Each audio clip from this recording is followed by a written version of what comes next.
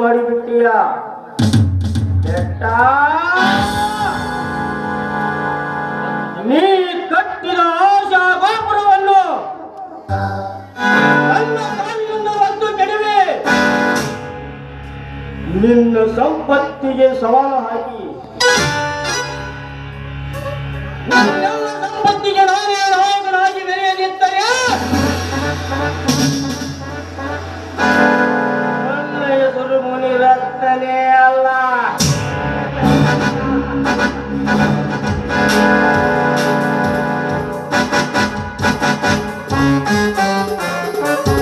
ಹಾರಣ ಮುನಿರತ್ನ, ಹಾರಣ ಬೇಡ. ಆ ಬೆಟ್ಟಪ್ಪನ ಸಂಪತ್ತಿಗೆ ಒಡೆಯನೆಂದು ನಗಬೇಡ. ಅವನೆಲ್ಲ ಸರವಾಸ್ತಿಗೆ ನಾವು ಎಬ್ಬರು ಒಡೆಯರಾಗನಂತ ಹೇಳಿ ಇವಾಗ ಈ ರೀತಿ ಹೇಳ್ತಿದ್ದೀಯಲ್ಲ, ಏಕೆ? ಕಪಾಲಿ, ಇಲ್ಲಿಯವರೆಗೂ ನಾನು ಹೇಳಿದಂತೆ ನೀವೆಲ್ಲರೂ ಕೇಳಿದ ಶತಮೂರ್ಖರು.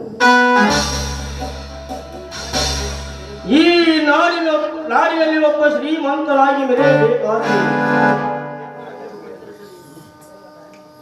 ಇನ್ನೊಬ್ಬರ ಜೇಬು ಕತ್ತರಿಸಲೇಬೇಕು. ಆ ಕೆಲಸ ನಾನೀಗ ಮಾಡುತ್ತಿದ್ದೇನೆ. ಅದನ್ನು ಕಂಡು ನಿನಗೇತಕ್ಕೋ ಹೊಟ್ಟೆಯವ್ರಿ ಅಂದ್ರೆ ಈ ರೀತಿ ಕೆಲಸ ಮಾಡುತ್ತೀಯ ಅಂತ ನನಗೆ ಮೊದಲೇ ತಿಳಿದಿದ್ದರೆ ಅಂದ್ರೆ ಆ ಸುಧಾಕರ್ ನನಗೆ ಎಲ್ಲ ಸತ್ಯವನ್ನು ಬಿಚ್ಚಿಟ್ಟು ಬಿಡುತ್ತಿದ್ದೀರಿ.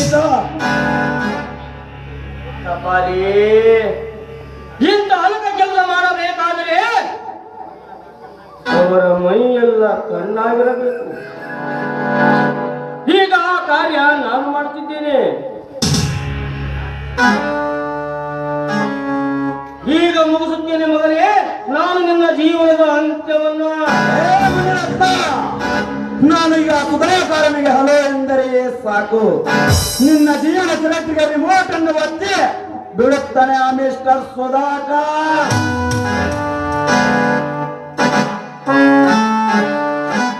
ಏನು ಜಯ ವಿಜಯರು ಇದ್ದರ ನಡುವೆ ಪ್ರೋತ್ಸಾಹ? ಬನ್ನಿ ಸಾಹೇಬರೇ ಬನ್ನಿ.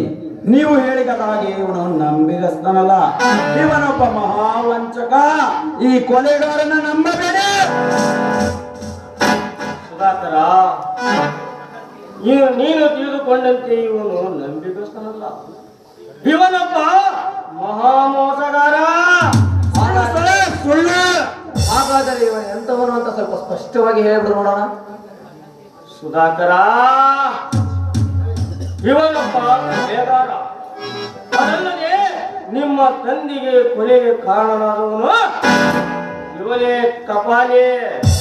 ಸುಳ್ಳು ಹೇಳ್ತಿದ್ದಾನೆ ಸರ್, ಇವನು ಸುಳ್ಳು ಹೇಳ್ತಾ ಇದ್ದಾನೆ.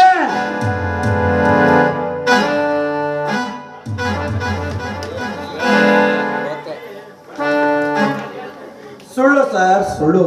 ಇವನೆಲ್ಲ ಒಳ ಸಂಚು ಮಾಡಿ ನಿಮ್ಮ ತಂದೆಯವರ ಕೈಯಿಂದ ಸಹಿಯನ್ನು ಹಾಕಿಸಿಕೊಂಡಿದ್ದಾನೆ. ಇವನನ್ನು ನಂಬಬೇಡಿ ಸಾಹೇಬ್ರೇ, ಇವನು ಮೋಸಗಾರ. ಅದಲ್ಲದೆ ಇವನನ್ನು ಹಿಡಿದು ನೀವು ಒಳಗೆ ಹಾಕಿದರೆ ನಿಮಗೊಂದು ಕೋಟಿ ರೂಪಾಯಿನ ಕೊಡುತ್ತೇನೆ. ಬಾಯ್ ಮುಚ್ಚ ರಾಸ್ಕಲ್! ನಿಮ್ಮಂತವರಿಂದ 1 ಕೋಟಿ ರೂಪಾಯಿ ತಿಂದು ನಿಮ್ಮಂತಹ ಲೂಟಿಕೋರರನ್ನು ಹಾಗೆ ಸುಮ್ಮನೆ ಬಿಡಲಿಕ್ಕೆ ನಾನು ಹಾಕಿರೋದು ಖರಾಬ್ ಕಾಕಿ ಅಲ್ಲ ಕಣಲೆ, ಖತರ್ನಾಕ್ ಕಾಕಿ. ಎಲ್ಲ ಆರಾಮ್ಕೋರ್. ಅಂದು ನೀ ಮಾಡಿದ ಪ್ರತಿಯೊಂದು ಹೆಚ್ಚು ಕೆಲಸ ನಾ ಕಾದು ನೋಡಿದೆ. ಆದ್ದರಿಂದ ಇಂದಿನವರೆಗೂ ನೀ ಮಾಡಿದ ಸ್ತ್ರೀಯರ ಶೀಲಕ್ಕೂ ಅವರ ಕೊಲೆಗಳಿಗೂ ಕಾರಣನಾದೆ. ಅದನ್ನು ಕಾದು ನೋಡಿದೆ. ಏಕೆ ಗೊತ್ತೇ? ನನ್ನ ತಂದೆಯ ಕೊಲೆಯ ಕೇಸಿನ ಕಾರ್ಯ ನಿಮ್ಮ ಬಾಯಿಂದ ತಿಳಿದುಕೊಳ್ಳಬೇಕಾಗಿತ್ತು. ಇದನ್ನೆಲ್ಲ ನನಗೆ ಕಾವೇರಿಯಿಂದಲೂ ಬಜರಂಗಿಯಿಂದಲೂ ಪಡೆದುಕೊಂಡೆ.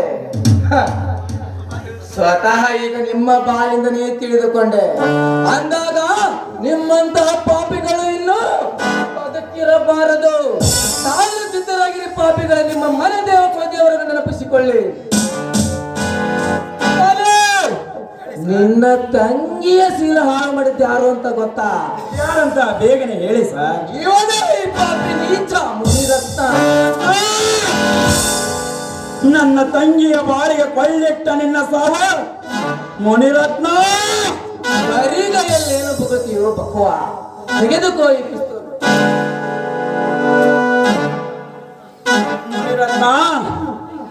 ನನ್ನ ತಂಗಿಯ ಬಾರಿಗೆ ಕೊಳ್ಳೆ ಇಟ್ಟ ನಿನ್ನ ಸಾವು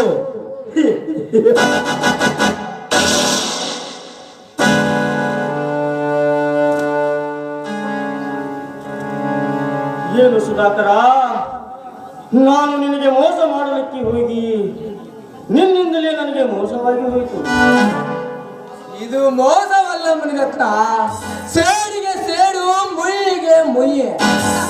ಅದಿರ್ಲಿ ಬಿಡು, ನಿನಗೆ ಗುಂಡು ಹಾಕಿದ ಈ ಕಪ್ಪಲೆಯನ್ನು ನೀನು ಹಾಗೆ ಬಿಟ್ಟು ಬಿಡುವೆಯಾ? ತೆಗೆದುಕೋ ನೀನು ಒಂದು ಪಿಸ್ತೂಲ್. ನನ್ನ ಈ ಸ್ಥಿತಿಗೆ ಕಾರಣನಾದ ಇವನನ್ನು ಹಾಗೆ ಸುಮ್ಮನೆ ಬಿಡುವುದು. ನಾನು ಸಾಯುವುದರೊಳಗಾಗಿ ಇವನ ಜೀವವನ್ನು ತಗೊಂಡೇ ಸಾಯುತ್ತೇನೆ. ಬರಿಗೈಯಲ್ಲಿ ಇವನು ಸಾಯಿಸುವುದಾದರೂ ಹೇಗೆ? ತೆಗೆದುಕೋ ಈ ಪಿಸ್ತೂಲ್. ಹಂತ ಹಂತವಾಗಿ ಬೆಟ್ಟಪ್ಪನೊಡಗೂಡಿ ಬಡ ಹೆಣ್ಣು ಮಕ್ಕಳ ಶೀಲ ತಿಂದು ಬಡವರ ಆಸ್ತಿ ನುಂಗಿ ಕುಡಿಯೋ ನೀರಿನಲ್ಲಿ ವಿಷ ಬೆರೆಸಿ ಆಕಾಶನ್ನ ಬಜರಂಗಿ ಮೇಲೆ ಹಾಕಿ ನನ್ನ ತಂದೆಯನ್ನು ಕೊಲೆ ಮಾಡಿ ನೆಲಮನೆಯಲ್ಲಿ ಬಚ್ಚಿಟ್ಟ ಈ ಪಾಪಿಯನ್ನ ಹಾಗೆ ಸುಮ್ಮನೆ ಬಿಡಬೇಡ. ಚೀರಾಡಿ ತಾಯಿ ಸುಮ್ಮನಿರತ್ತ ಈ ಪಾಪಿಯನ್ನ. ಎಷ್ಟು ದಿನ ನಿನ್ನ ಮಾತನ್ನು ಕೇಳಿ ಹಳ್ಳಿಯ ಹುಡುಗನಂತಿರುವ ಬಜರಂಗಿಗೆ ಕೊಡಬಾರದ ಕಷ್ಟ, ಅದಲ್ಲದೆ ಅವನನ್ನು ಜೈಲಿಗೆ ಹತ್ತಿಸಿ ಅವನು ನಿಜವಾಗಲೂ ಹಳ್ಳಿಯ ಹುಡುಗ ಬೆಳ್ಳಿಯ ಅದರ ಸೇರಿಗಾಗಿ ಮಗನೇ ನಿನ್ನ ಜೀವ ತೆಗೆಯಲೇ ಬಿಡಲಾರೆ. ಇನ್ಸ್ಪೆಕ್ಟರ್, ಈ ನೀಚನಿಂದ ನನಗೆ ಗುಂಡು ಹಾಕ್ಸೋದ ಏನ್ರಿ ನೀವು ಮಾಡೋದು ಹಲಕ ಕೆಲಸ? ನಾನು ಮಾಡೋದ? ಈಗ ನಾನು ಮಾಡೋದು ಕಲಿಪುರುಷ ಮಾಡಬೇಕಾದ ಕರ್ತವ್ಯ. ಅದಕ್ಕೆ ನಾನು ಕಲಿಯುಗಕ್ಕೆ ತಕ್ಕಂತೆ ಕೃಷ್ಣನ ಚಾಳ್ಮೆಯಂತೆ ನಿಮ್ಮನ್ನು ವಧೆ ಮಾಡಲು ಹತ್ತಿದ್ದೀನಿ.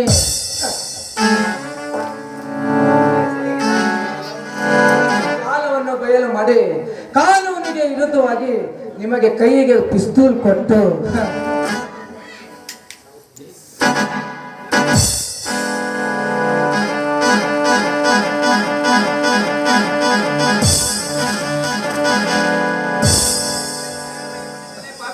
ನಿಮ್ಮ ರಕ್ತವನ್ನು ಕುಡಿಯಲು ಸಿದ್ಧನಾಗಿ ಬಂದಿದ್ದೇನೆ ಪಾಪಿಗಳೇ.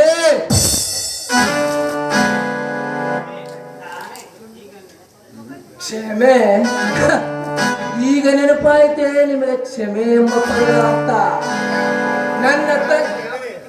ನನ್ನ ತಂಗಿ ಕಾವೇರಿನ ಯಾವ ರೀತಿ ಕಾಡಿದಿರಿ ನೀವು? ನನ್ನ ಬಜರಂಗಿ ಹಳ್ಳಿಯ ಹುಡುಗ ಬೆಳ್ಳಿಯ ಕಡಗ ಅಂತ ಬಿರುದು ಪಡೆದವನಿಗೆ ಯಾವ ರೀತಿ ಚಿತ್ರಹಿಂಸೆ ಕೊಟ್ಟಿದ್ದೀರಿ ನೀವು? ನನ್ನ ಮಾವ ರಾಮದೇವನಿಗೆ ಯಾವ ರೀತಿ ಕಾಡಿದಿರಿ ನೀವು? ಆ ವೇದನೆಗಾಗಿ, ನಿಮ್ಮ ರಕ್ತಕ್ಕಾಗಿ ಶಪಥ ಮಾಡಿ ಕುಳಿತಿರುವ ಬಜರಂಗಿಯನ್ನು ಮರೆಯಾಯಿಸಿ ನಾನೇ ನಿಮ್ಮ ರಕ್ತ ಕುಡಿಯಲು ನಿಮ್ಮ ಹೆಣ ಉಳಿಸಲು ಬಂದಿದ್ದೇನೆ. ಸಾಯಲು ಸಿದ್ಧರಾಗಿರಿ ಪಾಪಿಗಳೇ.